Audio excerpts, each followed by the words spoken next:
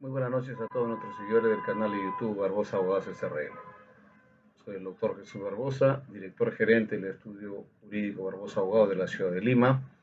para cualquier consulta física o virtual a través de nuestro celular de contacto. Escríbanos vía WhatsApp al 98 92 44 962. Presentamos los tutoriales para que pueda ser conocido por la comunidad jurídica nacional y lógicamente en algún momento podamos ser sometidos a algún tema de debate o consulta al respecto, vía consulta física o virtual. Bien, tenemos que en estos momentos se nos ha preguntado sobre el tema de la jubilación minera, metalúrgica y siderúrgica, la ley 29741. En un caso determinado, ocurre una acción de amparo contra la ONP, la Oficina de Normalización Previsional, donde se solicita que la resolución administrativa que deniegue el otorgamiento de la apelación de pensión de jubilación minera sea declarada nula. Se ordene a la ONP, emite una nueva resolución administrativa y le otorgue la pensión de jubilación minera conforme a la ley 25.009. Asimismo, se ordena el pago del Fondo Complementario de Jubilación Minera, Metalúrgica y Siderúrgica de la Ley 29741 y se ordena el pago de los devengados, intereses legales y costos del proceso. El accionante ha laborado en el complejo metalúrgico de La Oroya, en la empresa Dorran, Perú, antes empresa minera del centro del Perú, Centromin Perú. Bueno, el espacio del año 77 hasta el 2021. Es decir, por un periodo de 38 años, 5 meses, ya ha trabajado en diferentes áreas del departamento de fundición, refinería, circuito de cobre, el complejo metalúrgico de La Oroya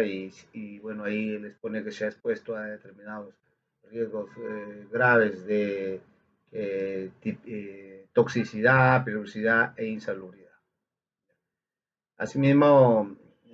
observando su perfil ocupacional, tiene responsabilidades específicas de su puesto y lugar de trabajo en el circuito de cobre, de fundición y refinerías de la planta de residuos anódicos. Bien, la fundamentación jurídica es importante. La base jurídica para determinar los hechos expuestos es que acá tiene que involucrarse o postularse jurídicamente el artículo 10, 11, 12 y 200 de la Constitución, que se refieren al proceso de amparo. El artículo 1 y 2 del decreto ley número 25.009, el artículo 109 y 110 del decreto supremo 354/2000 el artículo 1 y 2 del decreto ley 29.741 y el artículo 8 numeral 3 del decreto supremo 06/2012 concordado con el artículo 44 numeral 21, 22 y 25 del Código Procesal Constitucional vigente y la casación 15.522/2016 santa y lógicamente la sentencia del Tribunal Constitucional recaída en el expediente 14/17/2005 fundamento 37. Bien, es importante analizar este tema, que si se somete a un proceso de amparo hay que analizar si se ha vulnerado el derecho constitucional de acuerdo a lo establecido en la Constitución Política y si corresponde a la ONP no le otorga una pensión de jubilación minera como la ley 25.009, más el pago del Fondo de Complementario de Jubilación Minera, Metalúrgica y Siderúrgica. Bien, en consecuencia, una vez que se realice el análisis, tiene que verse en que si se han acreditado, o fue lo regulado en el decreto ley 1990, el número de 20 años de aportaciones, cuando realicen labores de minas o atajo abierto o cielo abierto, en los 10 años deberán corresponder al trabajo efectivo prestado en dicha modalidad. Bien,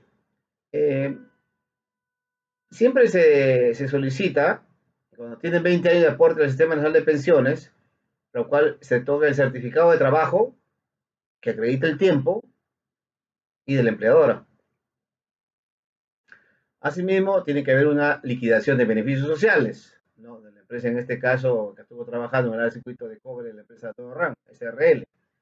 Y si se le descontaba de su remuneración un monto para el Fondo Complementario de Jubilación Minera. Ese descuento es importante, que tiene que acreditarse con su boleta de pago. Consecuentemente, si ha laborado en plantas de fundición y refinería y en el área de circuito de cobre, en complejo metalúrgico, por ejemplo, La Oroya, y añade que esta es parte operativa, está ligadamente a un proceso productivo del Centro Metalúrgico de La Oroya, las labores que desarrollaron los trabajadores están sujetas a riesgo de toxicidad, peligrosidad y insalubridad, por lo cual aportan al Fondo Complementario de Jubilación Minera, de acuerdo a la ley 25.009, ley de jubilación para trabajadores mineros. Es importante que también se menciona el artículo 16 del Decreto Supremo 02989 para los centros de producción minera y los centros metalúrgicos. También tiene que hacer mención al fundamento 2.27 del Tribunal Constitucional en el expediente 3119 de 2012, ¿no? Donde se establece que la empresa minera no solamente se acredita que haber laborado, sino acreditar que está comprendido en los supuestos del artículo 1 de la ley 21.009, jubilación minera, y los artículos 2, 3 y 6 de su reglamento, aprobado por el Decreto Supremo 02989-TR. Bien,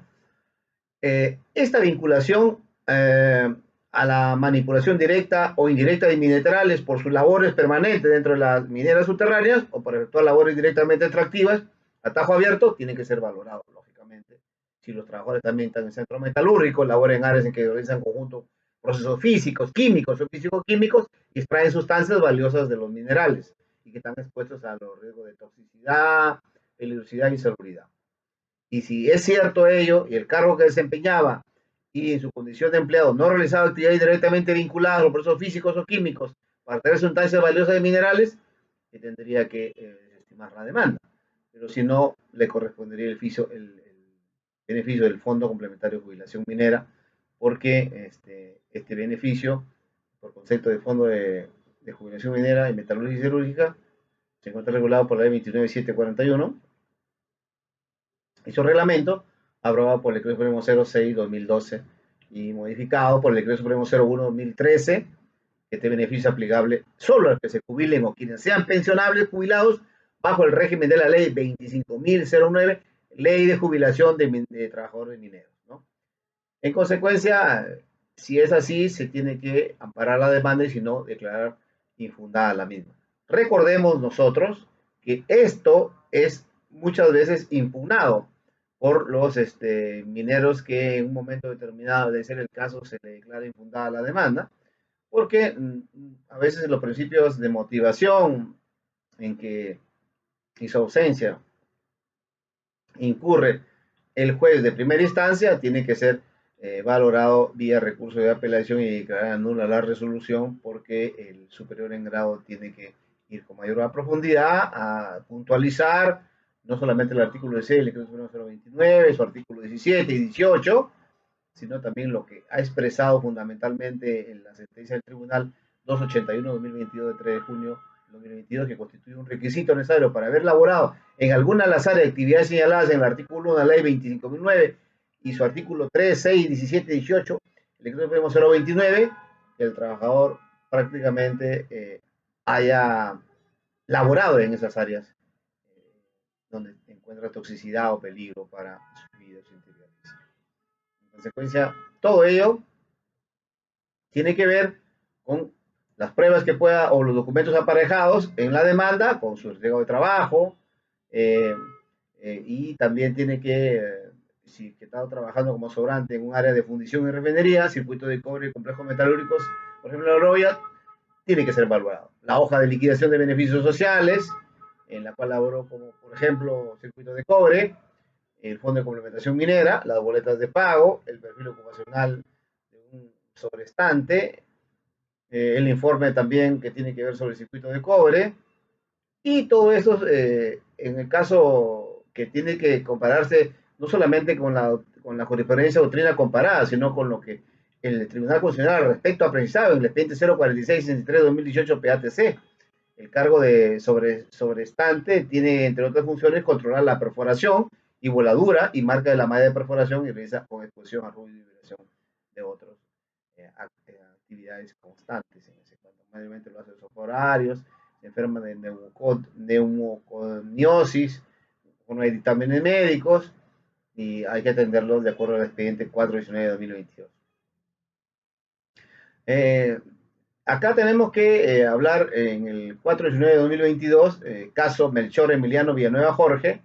en el caso del complejo metalúrgico de La Oroya, el Tribunal Constitucional estableció como precedente el fundamento 41, como regla sustancial, adicionalmente a lo establecido en el precedente vinculante en la sentencia 2513-2007, se presume que el nexo de causalidad entre las enfermedades profesionales que afectan al sistema respiratorio, como neumocosis, silicosis, entre otras, y las labores realizadas en el complejo metalúrgico de un determinado centro minero, tiene que demostrarse ese nexo de causalidad con se trata de trabajadores mineros que hayan participado directamente en la extracción o procesamiento de los minerales. Eso es básico para poder declarar fundada una demanda pues nula la misma.